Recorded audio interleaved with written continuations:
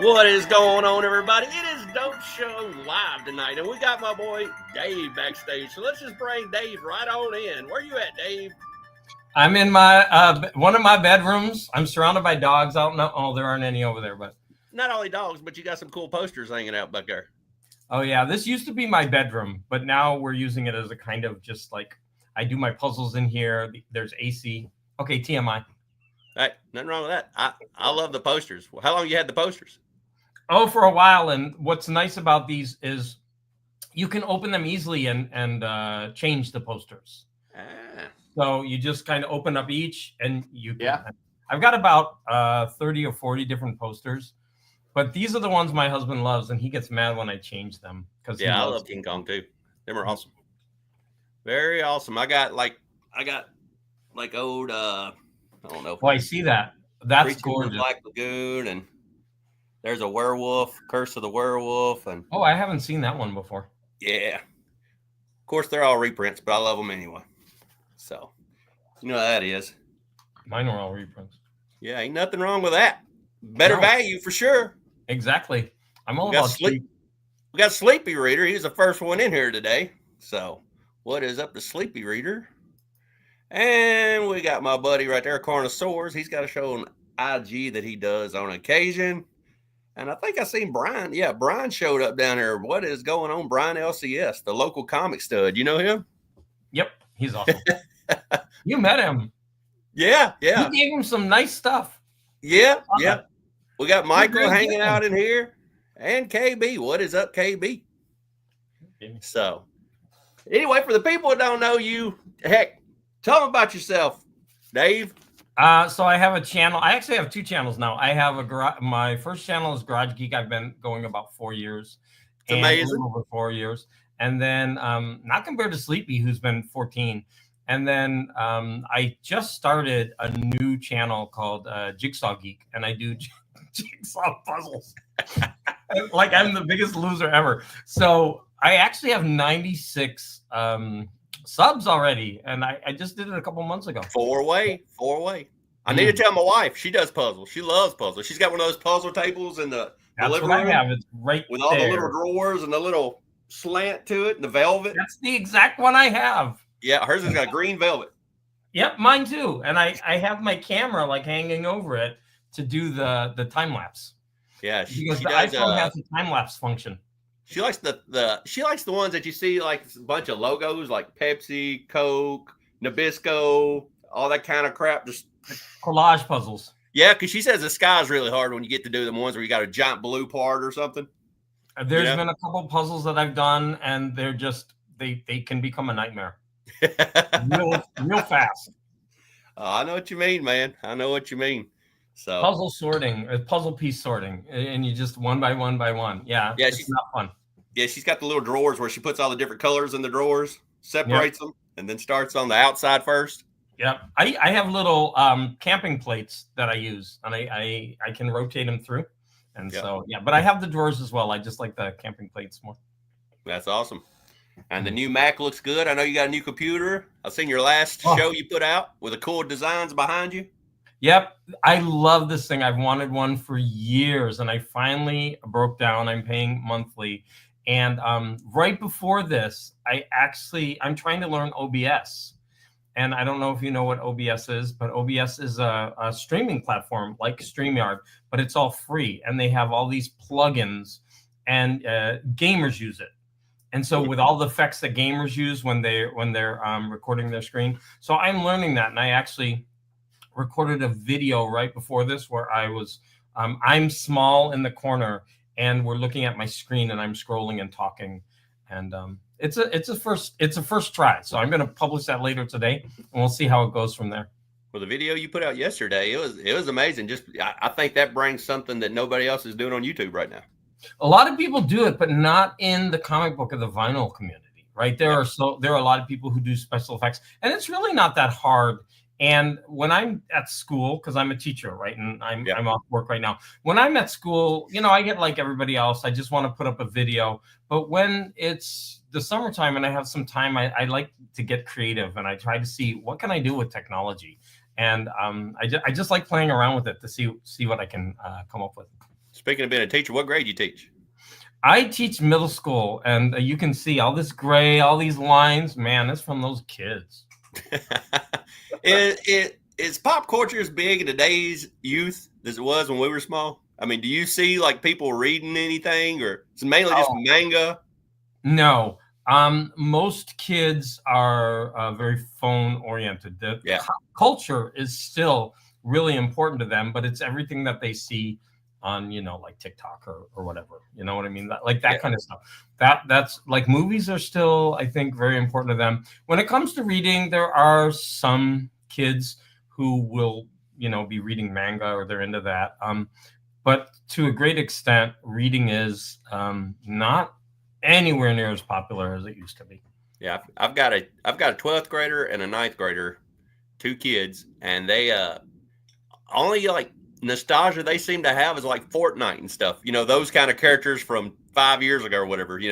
So maybe the next thing, I almost want to get some of those. I wanted to get my kid some of them Fortnite Batman books. Maybe he'd read those. Because he won't read nothing else. So I don't know. It's a difficult call because if a kid is not used to reading, and even if you give them something that they like, I don't necessarily know that that's going to overcome the impetus to grab a phone.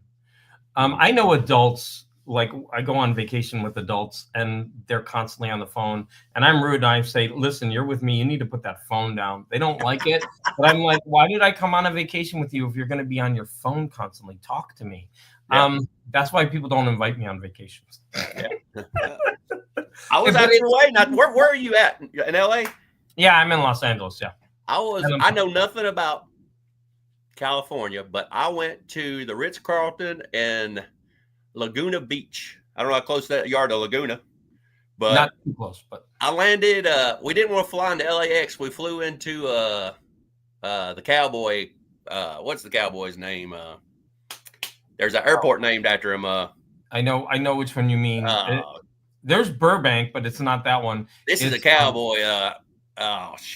Big manly guy. I forgot his name, but John Wayne Airport. Yeah. Okay. I don't know where that's at, but we went to Laguna Beach, and it was beautiful. It reminded me of kind of like Lost Boys or Goonies. It had all the rocks out in the ocean. I'm not used to that because I'm used to being around here in the Gulf where everything's sugar sand and green. And this was cliffs, and we was up on a cliff, and waves were crashing into the side of the cliff, and there was whales. It was really pretty. So. Yeah. California is beautiful in just a very different way. If you ever want to come back to Los Angeles, you're invited. You could even stay at my house. This is what you're going to get. There I go. But it's free. I'm a foodie, too. I noticed that the food was different there because, around here, like your tacos is either hamburger meat or steak or chicken. And then I go to Texas and it's brisket. And then I get out there and it's shrimp and fish, Yeah. I actually don't eat meat, but there's so much food here. Like a lot of people, they're, going to restaurants or looking at the apps there, and it's every neighborhood. There's always a 4 or 5 star restaurant in almost every neighborhood. And in fact, I work in a really bad area. And across the street, there was a market, and they have a 5-star Michelin restaurant in that little market, and the line goes around the block. It's crazy. Yeah, I think I noticed they put on avocado and everything, too. I'm not used to avocado, but they put it on your burger. They put it on everything. Oh, I love avocado. I love it. Yep. You can't live in California not like avocado. No. Holly says it's cabbage comics.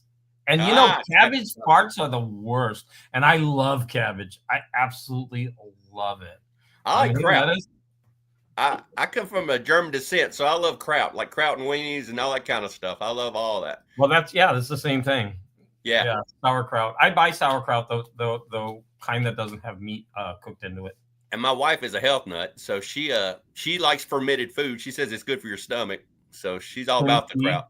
I love it. I have cabbage, sauerkraut and kimchi in my refrigerator that I bought last time. So, why are we talking about food? Hey, you talk about anything on here. We start talking about California. But if anybody in the we got some more people. We got Kay Munin in here. We got Lettuce. We got Steve White. We got everybody in here. If anybody's got any questions for Dave, This is the Dope and Dave show today. So if you got any questions, just bring them on, and we'll answer them as we go. We're gonna show some weird stuff today, and we got some weird stuff laying everywhere. So, Dave, you want to show them your first weird thing? Okay, so the first thing that I grabbed was I'm going from small to large. Right. So the smallest things that I grabbed were some 8-track cassettes. Uh-oh. Now, the first one is going to tie into what you just said, because I have this. I have to get used to where the camera is. John Wayne, America. Why I love her. Yeah. Awesome. And you could see the background. It looks like Photoshop of the time, but Yeah. I wonder, like, who would want to buy this? Well, I did. But Well, you wanted to buy it. yes, I did, actually. I think it's pretty cool. Yeah. Now, the next one I'm going to show is this 8-track. It's called Let My People Come, a sexual musical. So this was a Broadway musical. From the 70s. Yep, all about sex. And one of the songs is titled Come in My Mouth. Dang. Now, I looked for Fourth this Love on Crew. Spotify, and it's not there. I wanted to listen to it to see like what kind of musical this is, but man, this is just like that hippie free love, and they made a musical out of it. You ain't got an 8-track player?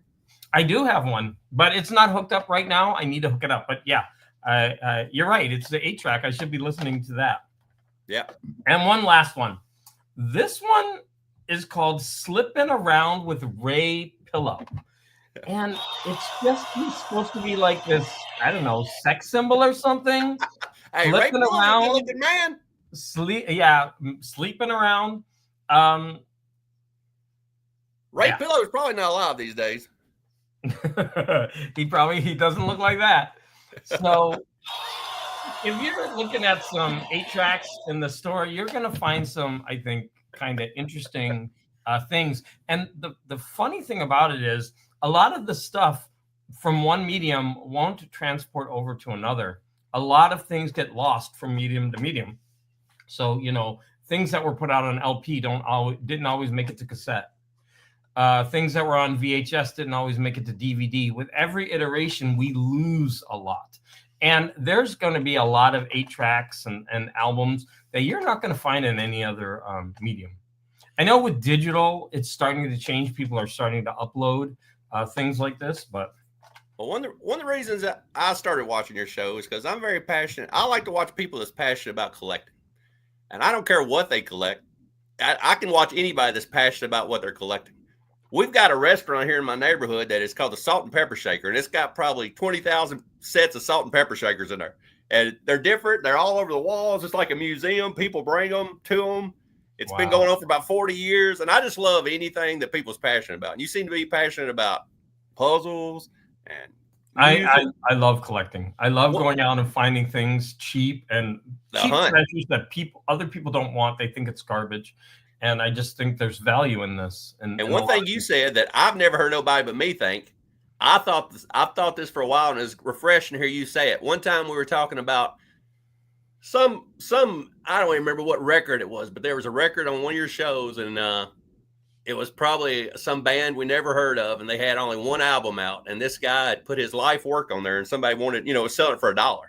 Yeah, but that's kind of sad if you think about it. Your life work, you put all that time into it, you did the art, you figured out what order you wanted the songs in, and now somebody is selling it for $1.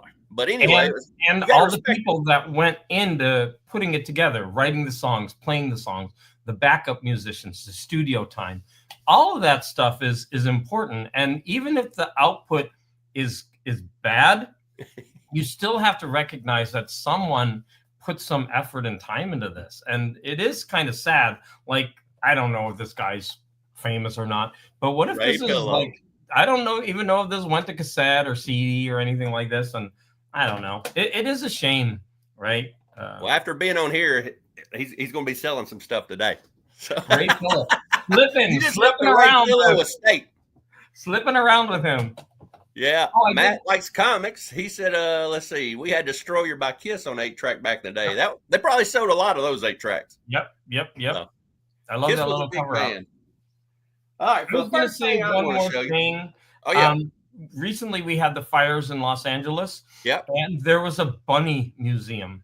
And I actually went to it once, and these people had collected everything rabbit related from around the world. And this museum was basically a house, and a 2-floor house, and they packed it to the gills.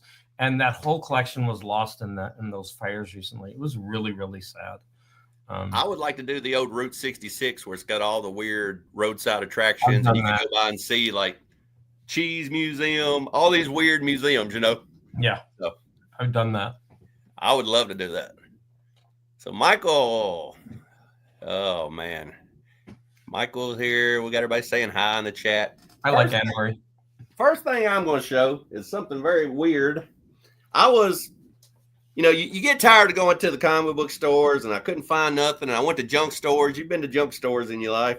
And couldn't find nothing at the junk store, but there was this whole room full of frames. So I started digging through all the frames, and I found this picture in this frame, and I had to buy it and bring it home. My wife hates it. I've had it now for about 10 years. I've shown it on my show a couple of times, trying to solve the case, figuring out what this actually is. Nobody knows, but look at this picture here. We got 2 dead people in a field or something. We got a guy with an umbrella. I don't know if it's a album cover. I don't know if it's part of a movie. I don't know if it's real, but I found this picture and I had to have it. So it's certainly interesting. I really like it. Yeah, that's cool. Maybe what is the umbrella for? I don't understand the umbrella in the woods. I don't understand. I think it's getting ready to rain. And maybe this guy is some kind of detective, and he's like, "Hey, take a picture of me right where the bodies are." I don't know. Wow. So I don't know if it's an album cover. I don't know what is going on here or why anybody would frame it, but they did. So I hang it on my wall down in Noctopia. I love it. You got a treasure there. Yeah. It's when I bought it, the woman's nice like, "You really want to buy that?" I'm like, "Yeah, I want to buy it." So that's if anybody cool. Yeah, in the chat knows what that picture is, leave it in the chat. Dan's Comics saying hello. What's up, Dan? Yeah, Dan. I need to get on a show with Dan. Doing a good black and white photograph is hard, actually. So how many things do you think you collect? Because I see posters, I've seen records, I've seen magazines, I've seen comics.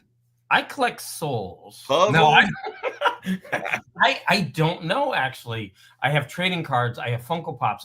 See, the thing is, when I collect something, I don't go like super in depth. It's basically whatever I can find. So I'm not like a deep collector. But you know, with comics, it's a little bit different. But I collect books. I collect graphic novels. I collect 8-track tapes, vinyl, cassette tapes. I don't know. Like there's just, you can find, if you go into my room, you'll find something else that I collect. I collect magnets from national parks. I've shown those off in my videos. What does your husband think? He thinks I'm a hoarder, and that he says that I'm sick, that there's something wrong with me. Well, most people either have the collecting gene or they don't. My wife don't. Yeah. Yeah. I at this stage in my life, I'm kind of agreeing with him. It's like I've got a space and I just keep filling it up with more and more stuff. And he's smart because he doesn't let it come into the house. And I'm like, well, okay, so I'm trapped in the garage, and it's smart because I have so much stuff and it's piling up. And right now, this summer, I'm actually going through all my collections, comic books and my vinyl, and I'm going to have to just cull it. And the whole sad thing is that I have to give all these comic books away. I've spent money on them, but I just don't have space for them. And what I normally do is the YouTubers I'm really friendly with, I just send them a video and I tell them, hey, do you want any of these comics? And then they just tell me which ones, and then I just mail them to them. And then the rest, you know, What can you do with them? Well, right? The good news is, you know, like your collection gets better if you get rid of your worst things, and then it makes room for you to get more stuff, and you can constantly upgrade your stuff. And I keep moving in a different direction. Like right now, I'm getting rid of the 75 cents and above, the comics that already are in collected editions, and the covers don't really appeal that much to me. And there's a lot of them, right? And so I figure I don't need these, and I'm going more into the golden age and silver age, especially when I can get them, pretty cheap. And there are deals to be had out there for these comics. So you're talking about living in Los Angeles. So what is the collecting scene like around there? You got a lot of junk stores, comic book stores, record stores? We do. Each neighborhood has different type of famous stores, but for me, where I live, there isn't a really, really good comic book store. No stores with like amazing back issues. And I really miss that. There are some in the Los Angeles area, but LA is pretty big and spread out. And anywhere you go, you're going to run into traffic. And traffic is the killer in Los Angeles. Like I just went to Long Beach to visit my friends, and it took me 40 minutes to get there. And I left later at night, and it took me 40 minutes to get home. And it's not even that far, but if there were traffic, it could take me 2 hours. And so you have to be really careful where you go in Los Angeles. But every neighborhood will have various different shops. In my area, there are actually a couple of good used record stores. And in Hollywood, there is this really big store called Amoeba. And that one is... I know about Amoeba. Yeah, it's kind of world famous. There's 3 of them. And I used to live in San Francisco, and I would go to Berkeley a lot. So I'd go to those a lot. Those I think are actually better. But this Amoeba is a really, really nice store. And I'm actually getting ready to go there in a couple days. I'm subscribed to Amoeba on YouTube, and they do that What's in the Bag. You ever seen those? Yep. I love watching just see what people have in their bag. And the store's huge. Huge. Yeah, I know the cost of living's high in LA, so I figured, you wouldn't have that many cool shops because you can't really afford to have a cool shop like that, because most of that stuff's going to be better realtor stores than comic book stores. So around here, if I go 3 hours to Memphis, I can get books a lot cheaper than I can if I go to Nashville. So because the cost of living's cheaper there, and they don't want them. They're like, yeah, take them. So but that's a pretty big hike. 3 hours. I go every direction. I go up to Kentucky. I go down to Alabama. Any 4-hour radius, I'll do a safari. I'm off every Friday, so I'll just go some direction. I could go to Chattanooga. I'll go to Knoxville. I'll go anywhere. So Bowling Green, Kentucky. I go everywhere, man. I love the hunt. So that's amazing. As I'm getting older, I tend to drive a lot less. But I love going cross country in my summers. I've done it 3 times. I go across country, see the national parks, and I try to see some shops along the way, national park sites. I didn't do it this year because I needed to save some money. And then I just splurge and buy this instead, this Mac. We need you to come to Roscon next year. Oh, I would love to. Yeah, absolutely. I'm so jealous every time I see those photos of you guys. It just looked like you had such a good time. By the way, you were so generous to everybody. Like, I was shocked at how much you gave to other people. So you seem to be like a really generous and giving person. I've been that way my whole life. I also play guitar. I have a lot of guitars, and I give guitars to churches. I gave some to a cancer auction. I've gave guitars to whoever. I mean, same thing with comics. If people like stuff better than I do, I don't mind just giving it to them. I can't wait to take advantage of you. Yeah. What do you like? I'm gonna give you all my 8 tracks. Awesome. You show your? Oh yeah, you showed your weird picture. That's I showed my weird picture. You ready to show something else weird? Okay. The next section I have are a couple of books. So I've been trying to collect some vintage paperbacks. I started with sci-fi. Sleepy got me into these, actually. And I actually read this book. Now, come on, look at the cover on this thing. Like, what is going on there? What is that thing? And why are these aliens all pregnant looking? Like, what were staring at it? And yeah, like, what were they thinking? This looks like it's made of jelly or something. Could be a fun night. I don't know. But this book was it was actually really good. But that cover, I mean, these sci-fi covers just take the cake. I mean, look at that thing. That is just, and look at the hairs coming out of it. Where'd you find that at? I bought a whole bunch of Dell. I was actually collecting this series. Yeah. And I think I got these on Whatnot. No, My wife, my wife gets mad at me because I can't remember to bring home milk, but I can tell you where I got a comic book 4 years ago, So. Yeah, I buy things in bulk, and I usually buy a bunch of them at a time because I go for the deals. And so I'm pretty sure I bought a bunch of these on Whatnot. Yeah, that one. So that's a crazy cover. I have 2 more books to show. So I've also been getting into these crime books, and this one is called "You're Lonely When You're Dead." Like, that makes no sense. And look at that bush. I know, right? I mean, just such a weird cover, right? She's just like left for dead in the sand, and then the back line is, "Don't you ever play?" Hopefully the book reads better than the title. This one I haven't read yet, so I'm looking forward to it. And the last book I'm going to show is, there's such a wealth of, I don't know what you say for these like dirty old man books. I don't know what they're called. But like, is he ejaculating money? Like, what is going on? That's some Gilligan's Island stuff right there. Look at it. You're right. It does kind of look at it like that. But look at it's called An Evening Reader. Oh, my nail is dirty. I don't like that. If he wants to pay for that, that's whatever makes him happy. I don't see the bad side into that. And a gang boss. I don't know. These old books. I remember how I got this. So I was at a paperback book convention, and there was a book that I wanted, and then I picked it up, and I think it like fell apart or something. And she was like, "Oh, okay. Well, then just go ahead and grab one of these books." And this was in the expensive section. And I was like, "Well, I like this one." And she's like, and I was like, "Are you sure?" And so I got a deal on this one. I got it for what I would have gotten one of the cheaper ones. But they had it marked for $15. I probably got it for $4. And I mean, just these things are just weird. And there's a big market for this stuff out there. I like the artwork. I like the artwork. Yeah, the artwork. So yeah.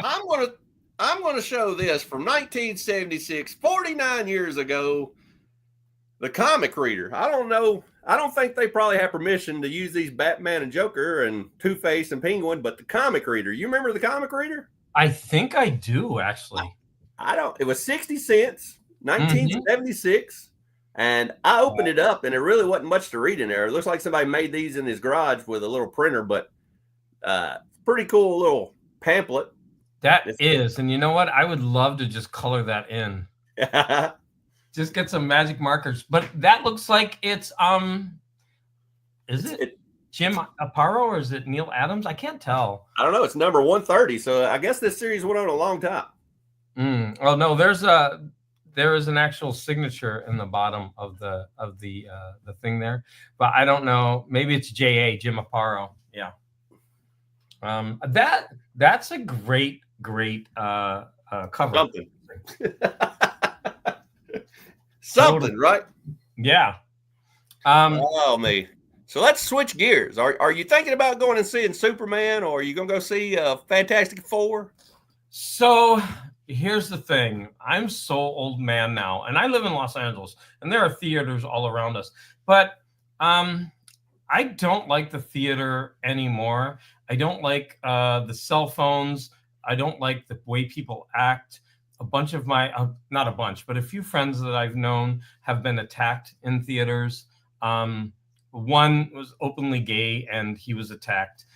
He was a little bit more effeminate, and so like he was attacked in the theater. I just don't think that a theater is a good vibe. So for me, I hate to bring it down, but after COVID, I just got used to staying in and streaming, and I've never really gone back to it. I've gone to a couple movies since, and I've enjoyed it. But I think I'm at the point where I'm over movie theaters. I live in a small town, and we have $5 Tuesday. So that's awesome. Yeah, and if you go like early, like 12 o'clock, you'll be there all by yourself because nobody goes till that night. So, wow. Yeah, I mean that's amazing. And you should absolutely take advantage of that. And everybody, well, not everybody, the two people I know, they've already seen Superman, and one of them is Sleepy, and I think the other one was Paul. Yeah, and they both liked it. Oh, you saw I've seen it too. Did you like it? I won't tell you everything about it, but yeah. No, don't tell me anything because I don't like spoilers. I give it. Yeah, I liked it. It was better than I thought it would be. I didn't have a lot of faith in it, because there's so many Superman movies, and I think the more modern we get, the more outdated he looks walking around in that old outfit. Oh, that's true. Yeah. But I liked it a lot better than I thought I would.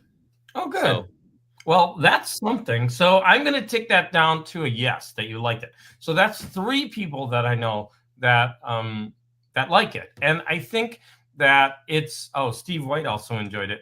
Hall said he went to Superman twice this weekend. No, Hall, there is nothing better than the theater experience. I mean, you can't beat it. I'm just saying, like, I just don't go anymore.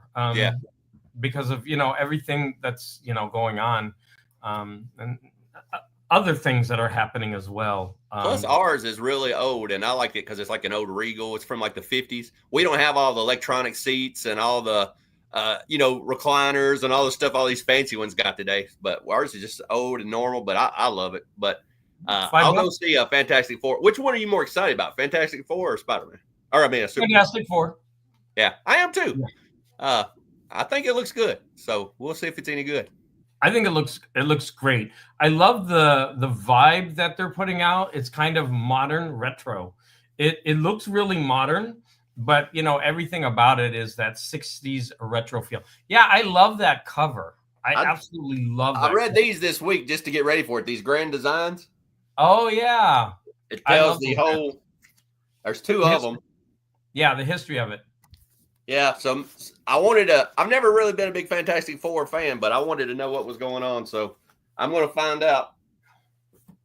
So yeah, I recommend that you read the Byrne run. I loved that as a kid.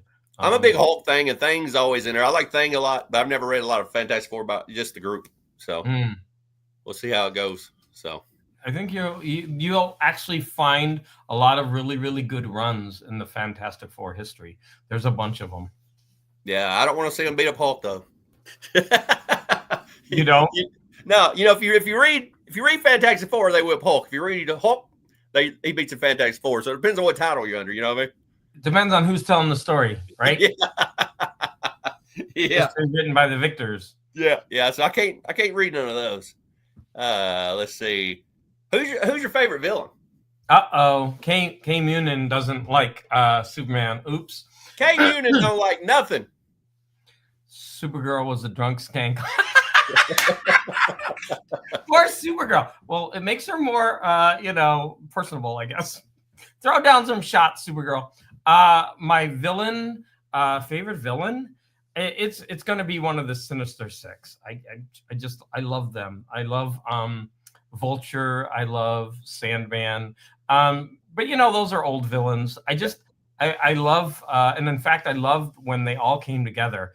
And when they actually did it in the movie, I was like cheering. I loved that so much. But I would probably go Vulture. I love Electro.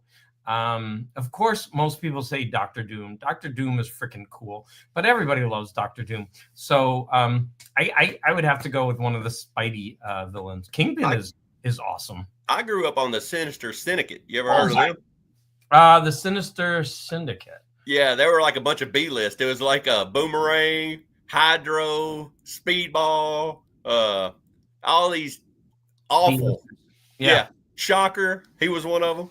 Mm-hmm. So they were C and D list, guys that all had to get together. There's Brian in the chat. Brian's big on Spider-Man. He knows all the villains and stuff. So that's pretty cool. I forgot to say Bullseye. Bullseye is probably with Miller. Yeah. Miller made Bullseye like kind of real for me. He was a psycho. He was, and they haven't come close to what Bullseye can be in any of the shows or the movies. Miller just on Daredevil. Oh, I love those shows. Yeah. But even Bullseye is nowhere near as good as what Miller did with him. Like they did multiple issue runs of Bullseye and everything that they went through. And they did some of the things to him that they did in the show, like dropping him off the building and all that. It just didn't have the emotional resonance of what Miller did with that character. I think Bullseye, written by Miller, was phenomenal. One of the best villains. He had a 4 or 5 part miniseries I read too that was pretty good, where it told his story about him being a baseball pitcher all the way up through all that. Those covers are gorgeous. I think you might have shown one. I need to get those. Yeah. And my favorite Punisher cover is like 102 or whatever, the Bullseye cover with the knife. You seen that one? Yes. Yeah, it's amazing too. Mm-hmm. So, man, let's see. Brian says that Green Goblin's tops for him. So. Oh God, yes. What the hell? Of course, Green Goblin. Those old Spidey. Come on, he's probably what he puts Spidey through, and in almost like 100 issues. Yeah, I mean, come on, Green Goblin is probably one of the greatest films ever. How did I forget that? And I love Jackal too. I like the Hobgoblin. Yeah. So, yeah. So it definitely sounds like you're Marvel. Okay, so DC villain. Yeah, I'm drawing a blank. Joker. I like the Joker. You do, yeah. Joker. The Joker's okay. I'm trying to think of a good Batman villain. I'm not like I don't even like Ra's al Ghul. I think that he's boring. Penguin is boring to me. Yeah, I think a lot of the Batman villains aren't. They're just what they are. I'm trying to think. Superman villains. We've got Lex Luthor. We've got Brainiac is kind of cool. Who else is? We have Darkseid as a big villain, but Thanos is better than Darkseid. About Doomsday. Doomsday was okay, but he was just there for such a short period, and then he would come back. And I mean, I was young for the whole build up to Doomsday. I was going to the comic shop trying to get those issues and everything. And I thought ultimately that whole run was just such a letdown. They killed him and brought him back. And I just, if you're going to do something, do it right. So Doomsday killed Superman. Who would win in a fight between Hulk and Doomsday? Hulk and Doomsday. Well, you've got to say Hulk because Hulk is such a bigger star than Doomsday. But so in theory, you're saying Hulk could beat up Superman. Well, here's the thing. Superman doesn't use his powers correctly. He could stand from about, 30 feet away and slice him in half with his heat vision. Yeah. Right? I mean, it doesn't make any sense. He don't have that killer instinct, does he? He would just have to clap his hands really hard and Hulk would go flying into space where he can't breathe. I don't know. It's like Superman has these amazing powers that are just not really used properly. What's up, Jacob? You didn't tell me your favorite villain. I like the Orb. You know what that is? Orb.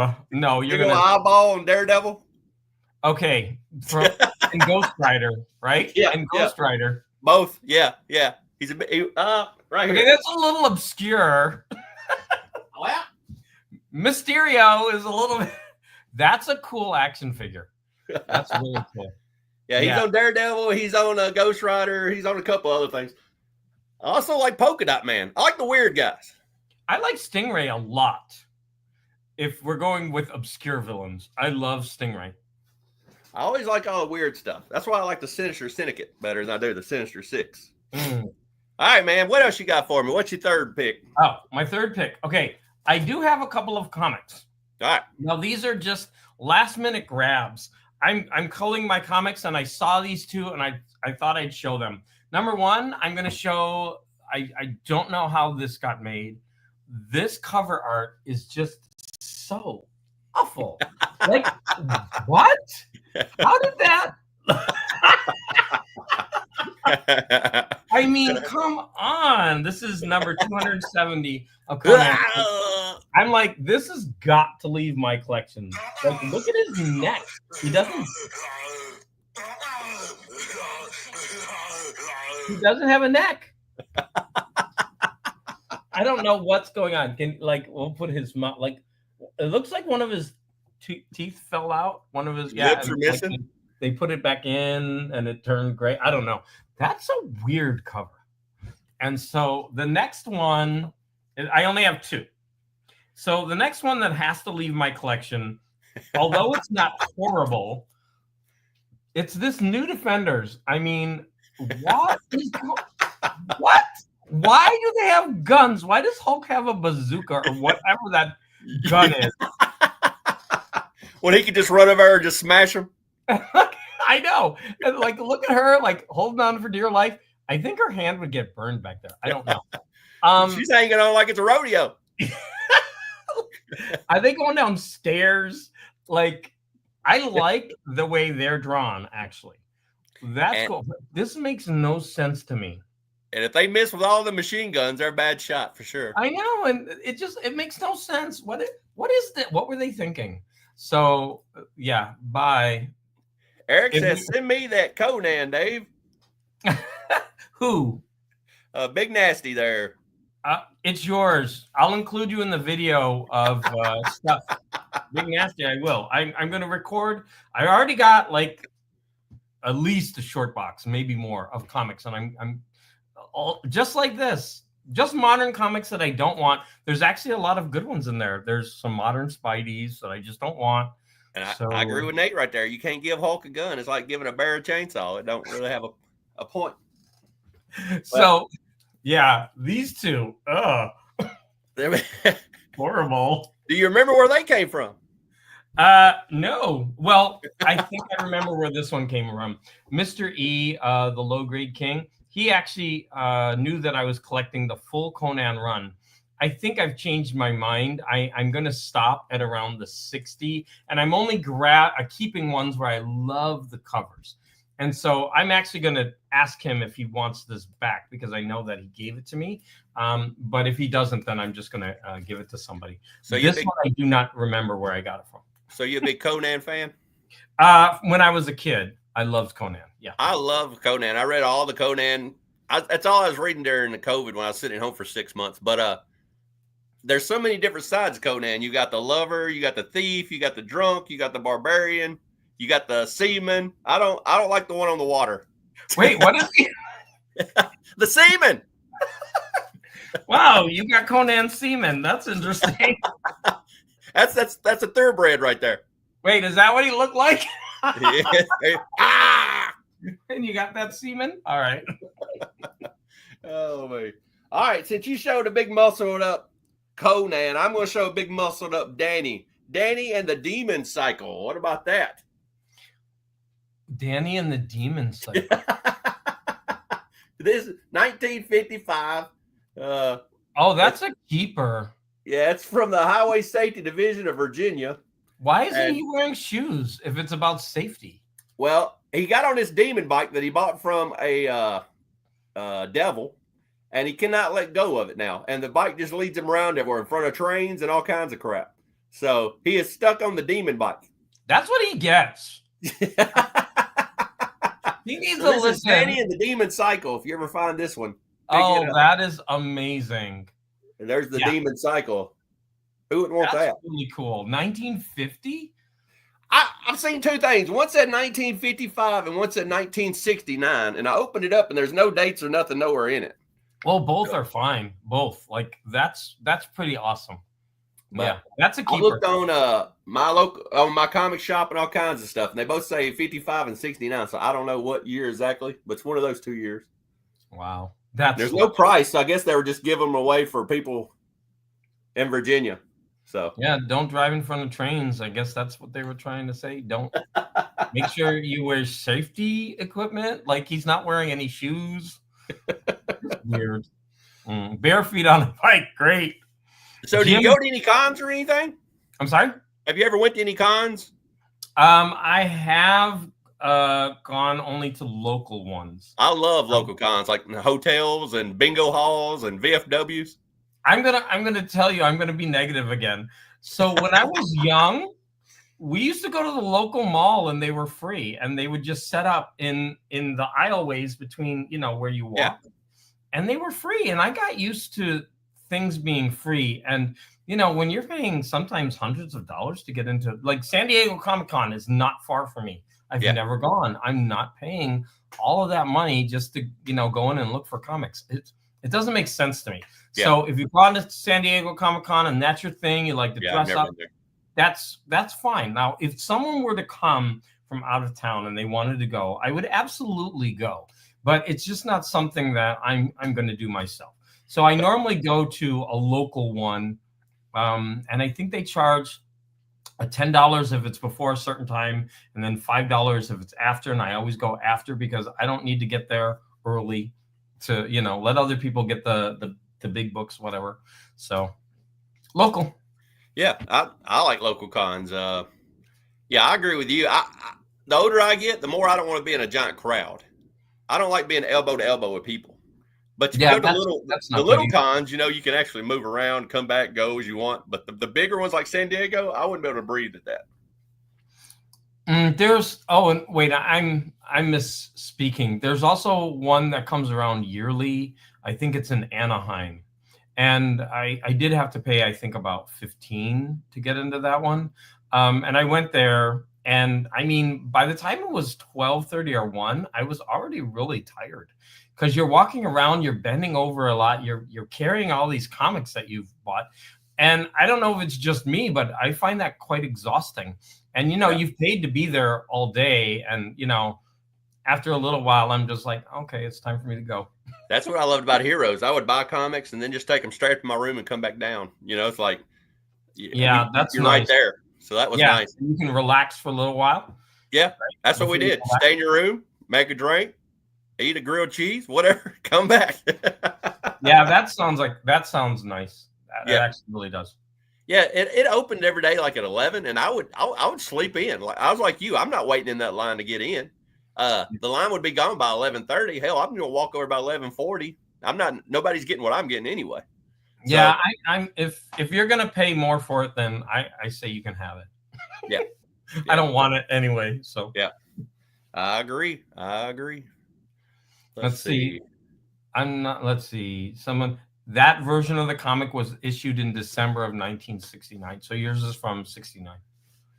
Matt likes comics knows. So yeah. I had no idea. I know I ain't never seen one. I've been looking to buy another one, and I always look on My Comic Shop, and you can't find them on eBay either. So they're pretty cool looking. So wait, Matt, I think it's your turn, right? I just dropped the Danny motorcycle. Oh yeah, you're right. So do you want me to? Yeah, go ahead. I have two more types of things. Right. So the next is going to be a book. Now I featured this book earlier in my YouTube career. I used to have monthly shows where we would have to read a book, read a graphic novel, watch a movie, and listen to a recording. And you could understand that those shows were wildly popular. So it was like homework and nobody liked it. So I give you a month. I'd pick all 4 things and give you a month. And yeah, it was so extremely popular. But anyways, one of the books that I read while I was in Japan. I was in Japan for 3 years. I was an English teacher. And I found this book. And it always stuck with me. So a few years ago, I went ahead and found it again and I reread it.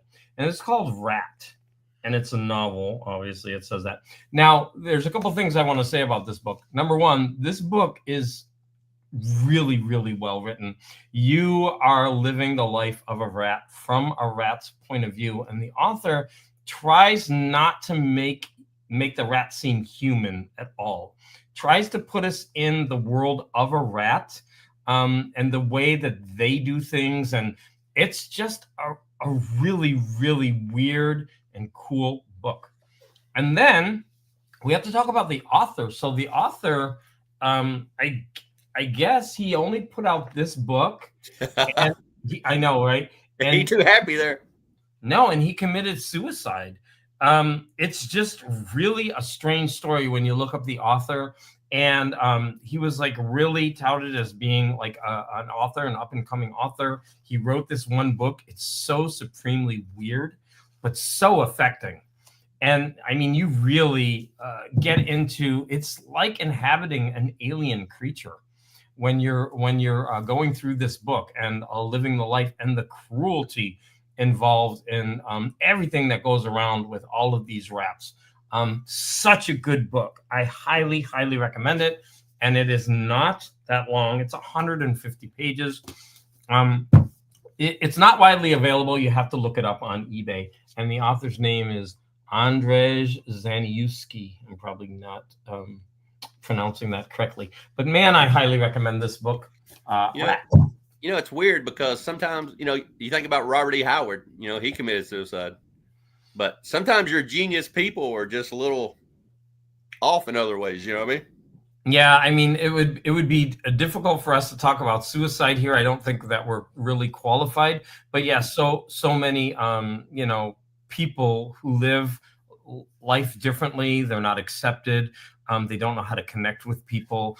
But their genius is in other fields, though. I mean, look at Kurt Cobain. I mean, yeah. Weird. It's it's a shame. Like we could go on a diatribe about how we treat people, like the people living on the street, like they need help.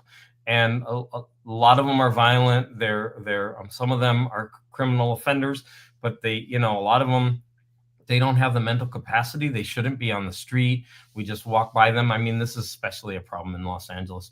It's like, Ed Piskor, what he went through. It's a really difficult topic, and I actually don't think I'm qualified to really speak on this. I often put my foot in my mouth and say the wrong thing. So how do you teach English in Japan? Was that rough or what? Oh, that was my first job after getting out of school. And at that time, the internet wasn't very prevalent. So we're going back ancient history. And so I just signed up with a company, and I was in this rural area at this language school. And it was just basically they throw you in a classroom, and I had no idea what I was doing.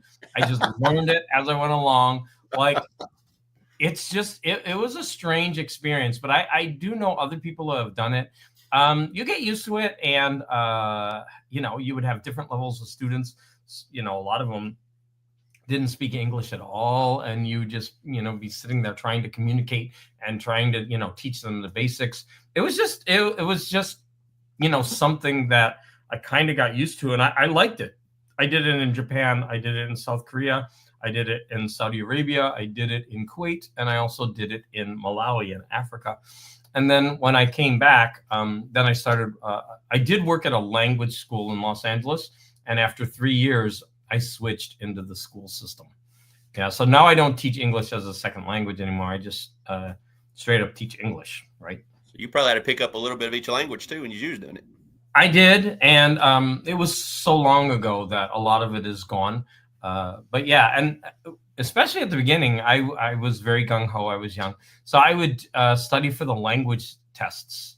Japan and South Korea, they have language level tests. And so you study for them, and then you go into a testing center and you actually take a test. And they had writing portions, the fill in the blank, and that, the ABCD type things, multiple choice. And they also had listening sections where you'd have to, listen. And so in Japan, I actually passed the level 4, which is the lowest level. I passed the level 3, and I took level 2, and I failed it both times. But then I moved away from Japan, and I started doing the same thing in South Korea. But I pretty much have lost, everything that I knew, because I just haven't, I haven't used it in so long. Right. Yeah. My turn? Yeah. Right. I'm just like blah, blah, blah, chatty Cathy. Oh, I like it. From 1981, this is a Laserdisc. Friday the 13th Laserdisc. That's not a Laserdisc. Well, what is it called here? It is a video disc. There you go. I know video the difference. Disc. Don't try to trick me. Well, I'm not trying to trick you. I was 4 when this came out. I've never had a Laserdisc player or video disc player.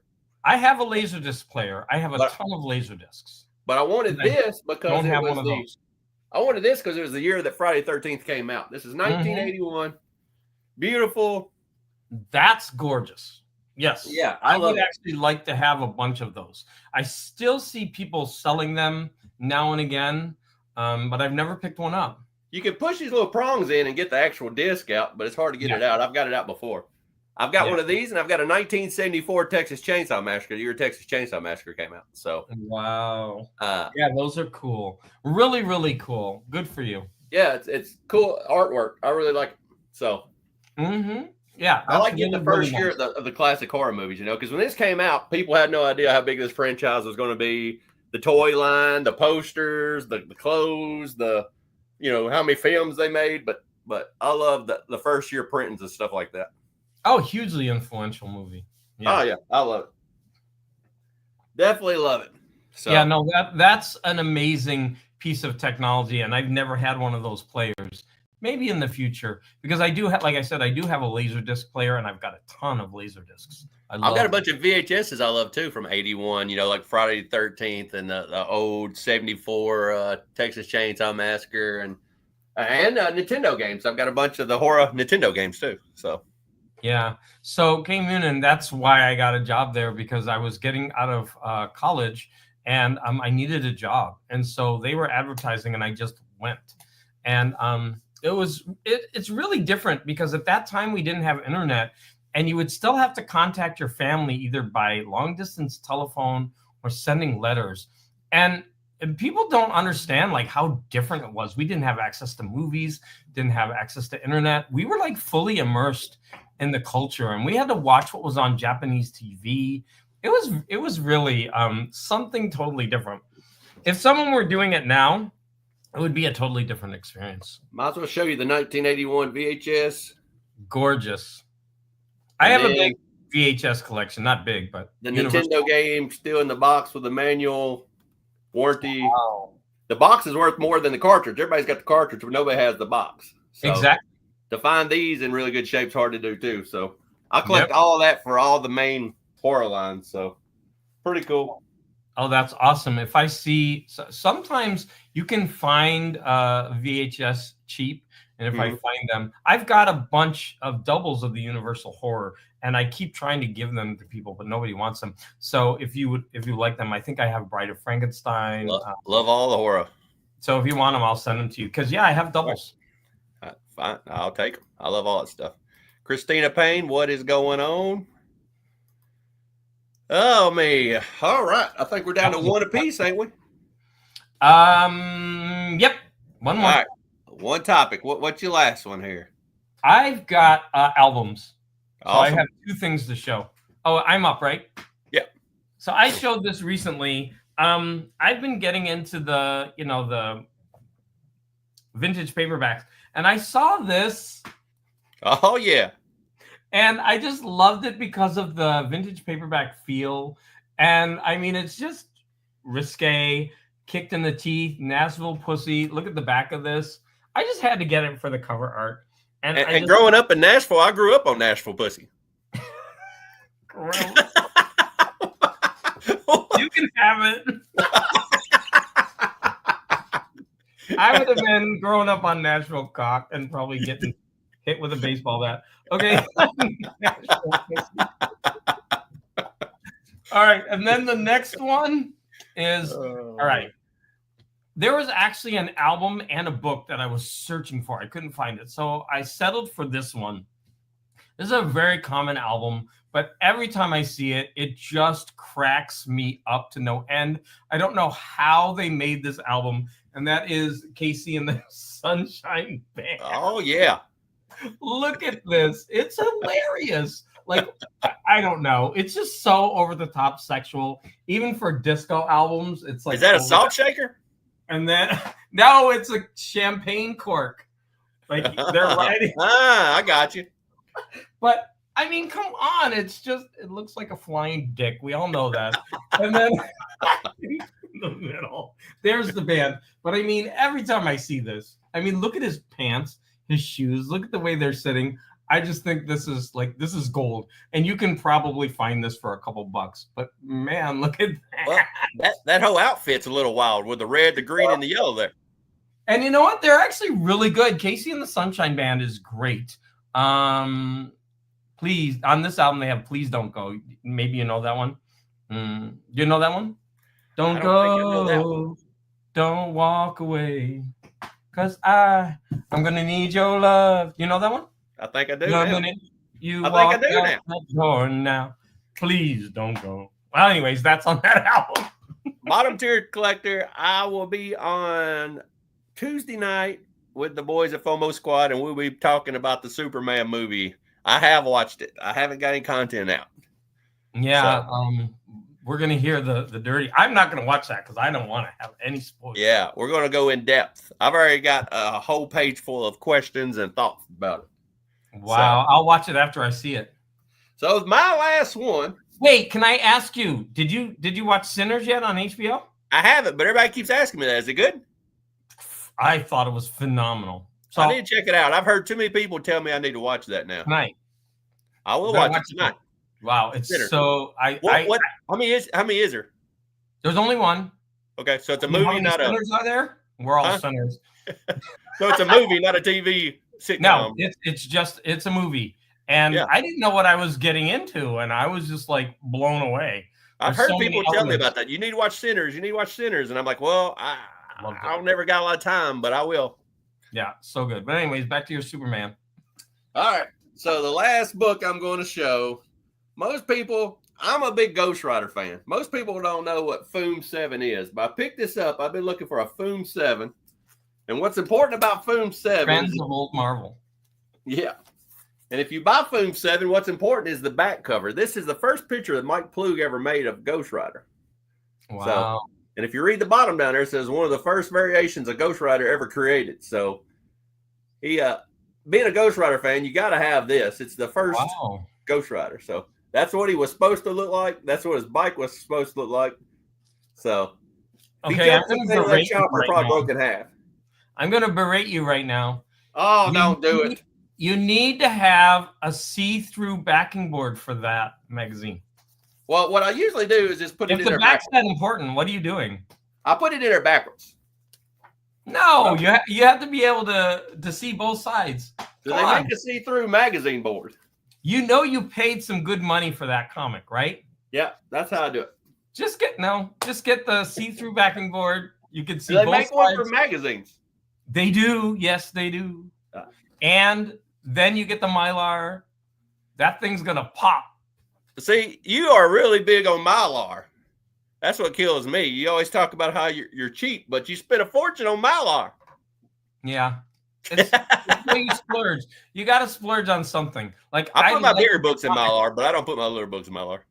No, I like my comics to look so beautiful. Like if you open up my drawer, I only have one drawer done, but if you open up that drawer, they're all lined up and they just look so good. And I have the little dividers. My idea is my whole collection will be like that. And I'm slowly doing it. And I always put the same size together. And so each drawer just looks so good. And you pull them out and man, those books look amazing. So once you go Mylar, you don't go back, honestly. Yeah. I try to put my bigger books in there, but I don't have enough Mylar to do the littler books. You have an amazing collection, and then you're putting them in those cheap, nasty bags. You pulled it out of that bag, and I was just like, oh, gross. And then you're going to talk about how the back's important. You can't even see it in the bag. I don't know what's wrong with you. Oh, man. Come on, man.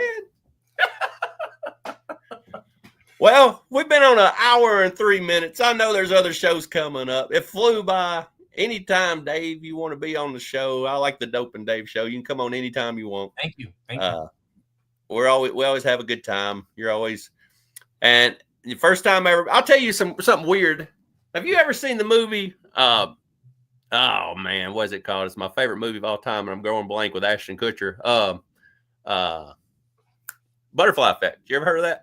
Yep, I love that movie. I love it. It's my favorite movie of all time, and September the 4th, 2004, I walked into my comic shop and there was hardly any books in my little pull box. So I grabbed Plastic Man #1 off the shelf, and that's something I would never read, but I bought it anyway, and I fell in love with Plastic Man. And Nate, which was in the chat, he's the only guy that started commenting on Plastic Man. So me and him built a bond up. And through Plastic Man, I mean, through Nate, I met you.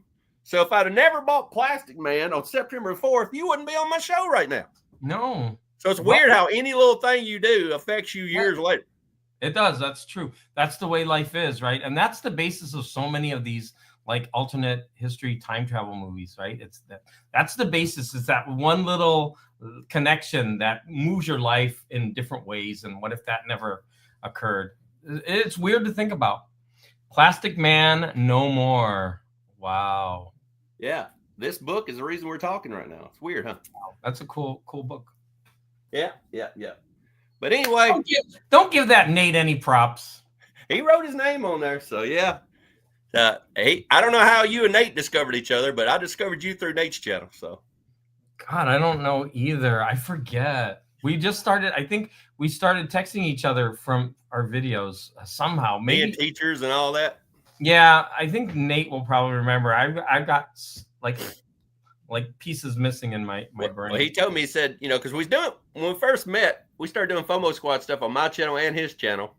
And I had all the guys in FOMO Squad on mine, and we was going to do it on his channel one night. And he said, we're going to have we're going to have Garage Geek Dave on. And I said, who the hell's Garage Geek Dave? And I've been hooked ever since. Been hooked ever since, man. Awesome. But you put out a lot of content this week. Yeah. In fact, one of my friends said, you need to stop. I was like, okay. Now that you got the new Mac. Yeah. A lot of people don't. With YouTube, you got to be careful because I think I'm having fun. I'm putting it out. But people get overloaded when you put out too many videos. They don't want to click on all these videos by the same person.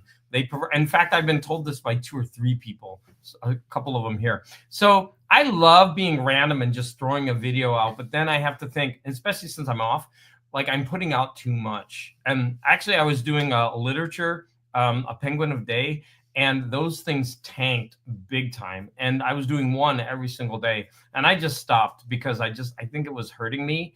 And I didn't have the audience for it. So you actually have to be careful how much you put out when you're a YouTuber. Well, there's your tip for the day, people. And we're going to get off from here. The tip you never needed. All right. Bye, everybody. See you later.